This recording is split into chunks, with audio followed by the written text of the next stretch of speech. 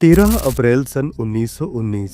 ये दिन भारतीय इतिहास का सबसे काला दिन था। इस दिन अमृतसर के जलियांवाला बाग में हजारों मासूम निहत्थे भारतीयों पर बड़ी ही बेरहमी के साथ गोलियां चलाकर उन्हें मौत की नींद सुला दिया गया था, जिसे हम सभी आज भी जलियांवाला बाग हत्याकांड या फिर जलियांवाला बाग नरसंहार के नाम से भी जानते हैं।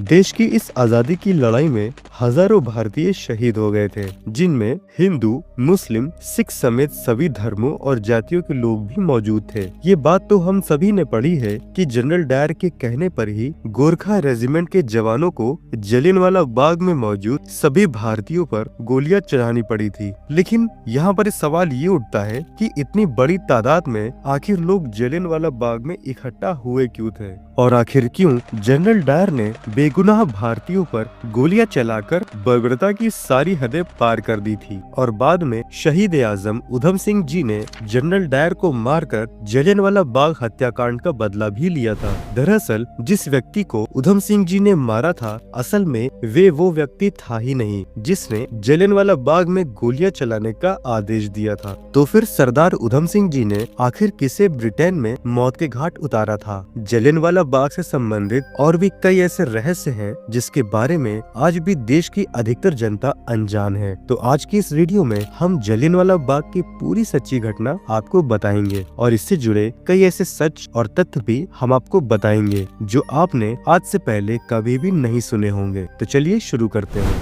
10 अप्रैल सन 1919। इस दिन रॉलेट एक्ट का उल्लंघन करने के लिए ब्रिटिश सरकार डॉक्टर सैफुद्दीन किचलू और डॉक्टर सत्यपाल को ब्रिटिश ऑफिसर द्वारा गिरफ्तार कर लिया जाता है। असल में उस समय पूरे देश में रॉलेट एक्ट का कानून पास कर दिया गया था, जिसके तहत ब्रिटिश सरकार किसी भी भारतीय के ऊपर बिना मुकदमा चलाए उसे जेल में बंद कर सकती थी, और इस रॉलेट एक्ट को इतिहास में काले कानून के नाम से भी जाना जाता है। इस काले कानून का विरोध उस वक्त महात्मा गांधी ने भी जमकर किया था। डॉक्टर सैफुद्दीन और डॉक्टर सत्यपाल की गिरफ्तारी के बाद पूरे पंजाब के सभी लोगों में जबरदस्त आक्रोश था, जिसके चलते वहां की सारी जनता एक साथ मिलकर 13 अप्रैल सन 1919 को बैसाखी के त्योहार के दिन जलियांवाला बाग में जन सम्मेलन करने का फैसला करती है। और ये बात जब उस वक्त के मौजूदा ब्रिगेडियर रेजिनाल्ड डायर को पता चलती है, तो वो उसी वक्त अतिरिक्त सैन्य टुकड़ियां बुला लेता है, और 12 अप्रैल तक वो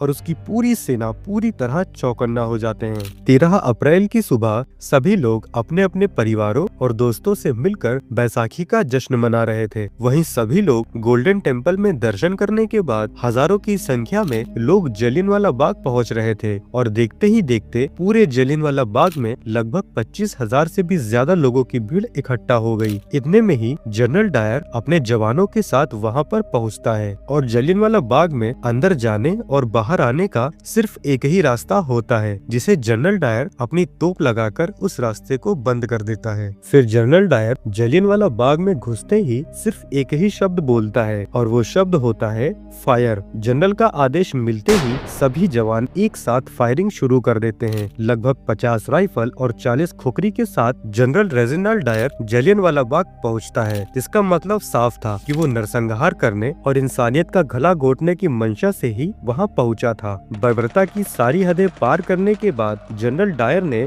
बाग में मौत का वो तांडव मचाया कि इस घटना से पूरे देश में हर भारतीयों में आक्रोश और बदले की भावना आ गई थी। केवल 10 मिनट के अंदर ही सभी जवानों ने 1650 राउंड फायरिंग की। लोगों को अपनी जान बचाने तक का मौका नहीं मिला। फायरिंग शुरू होते ही चारों तरफ अफरा तफरी मच गई। बच्चे, बूढ़े, महिलाएं, हर कोई चीख रहा था। हर कोई अपनी जान बचाकर इधर उधर भाग रहा था, लेकिन जनरल डायर की ओर से कोई फायरिंग नहीं रुकी। सिर्फ बंदूक में गोलियां लोड करने के अंतराल ही फायरिंग रुकती थी। वहीं कुछ लोगों ने बाग में मौजूद कुएं में कूदकर अपनी जान बचाना चाहिए, लेकिन कुछ ही मिनटों में वो पूरा कुआं इंसानी लाशों से लबालब भर गया। तो वहीं कुछ लोगों ने दीवार फांद कर भाग निकलने की कोशिश करी, लेकिन जनरल डायर के जवानों ने उन सभी लोगों को गोलियों से भून डाला। आज भी जलियांवाला बाग में गोलियों के निशान मौजूद है। वहीं जिस कुएं में लोग अपनी जान बचाने के लिए कूदे थे, उस कुएं से 120 इंसानी लाश बरामद हुई थी। वह कुआं इतने लोगों के लाशों से निकलते खून से पूरी तरह लाल हो गया था, जिसे आज खूनी कुआं के नाम से भी जाना जाता है। उस खूबसूरत बाग में हर जगह सिर्फ खून के धब्बे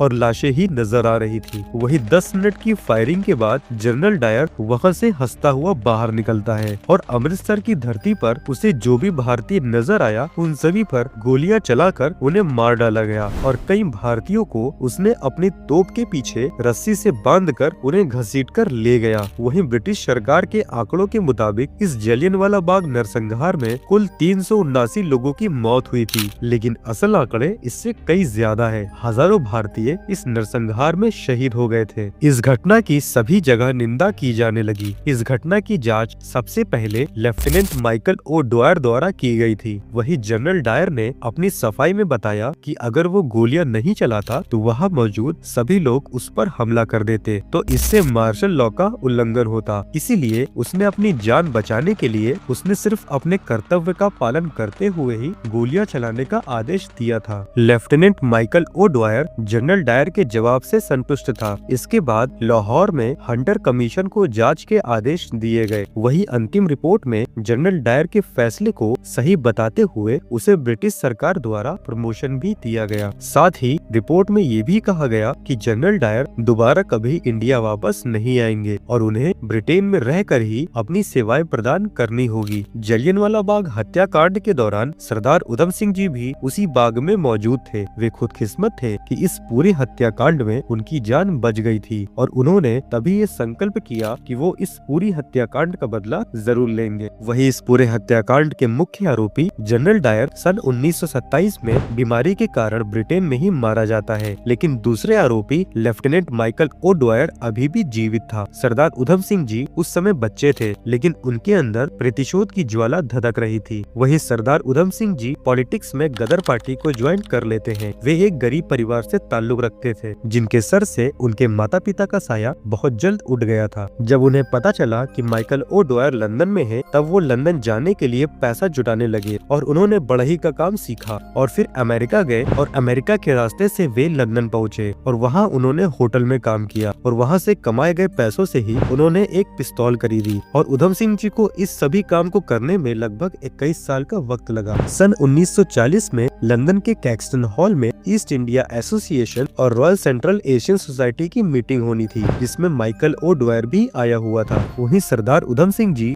एक पुस्तक के अंदर बंदूक की आकृति काट कर उसमें अपनी बंदूक फिट करके ले गए थे और जैसे ही माइकल ओ डॉयर स्टेज पर आता है, उसी वक्त सरदार उधम सिंह जी अपनी बंदूक निकालकर उसकी छाती पर लगातार 3 गोलियां मार देते हैं। इसके बाद भी वे वहां से भागे नहीं, बल्कि उन्होंने खुद को सरेंडर कर दिया। सरदार उधम सिंह जी ने कहा कि 21 साल बाद जलियांवाला बाग के नरसंहार का बदला लिया है और उनका संकल्प अब पूरा हुआ, जिसके बाद 31 जुलाई सन 1940 में उन्हें फांसी दे दी गई। वहीं यहाँ पर ये बात ध्यान रखने वाली है कि जनरल डायर और लेफ्टिनेंट माइकल ओ डॉयर का ताल्लुक जलियांवाला बाग हत्याकांड से सीधा सीधा था, क्योंकि जनरल डायर जिसने मासूम भारतीयों के ऊपर ताबड़तोड़ गोलियां चलवाकर उन्हें मार डाला था, वहीं लेफ्टिनेंट माइकल ओ डॉयर ने जनरल डायर का समर्थन करते हुए उसे सजा से बचाया था। वहीं आज भी सरदार उधम सिंह जी का नाम इतिहास के स्वर्णिम अक्षरों में दर्ज है। जलियांवाला बाग के सभी शहीदों और क्रांतिकारियों को हम शत शत नमन करते हैं। तो दोस्तों, ये थी जलियांवाला बाग हत्याकांड की पूरी इनसाइड स्टोरी। हम उम्मीद करते हैं कि इससे आपको काफी जानकारी मिली होगी। अगर वीडियो पसंद आई हो तो लाइक करके अपनी राय कमेंट बॉक्स में जरूर लिखें। जय हिंद।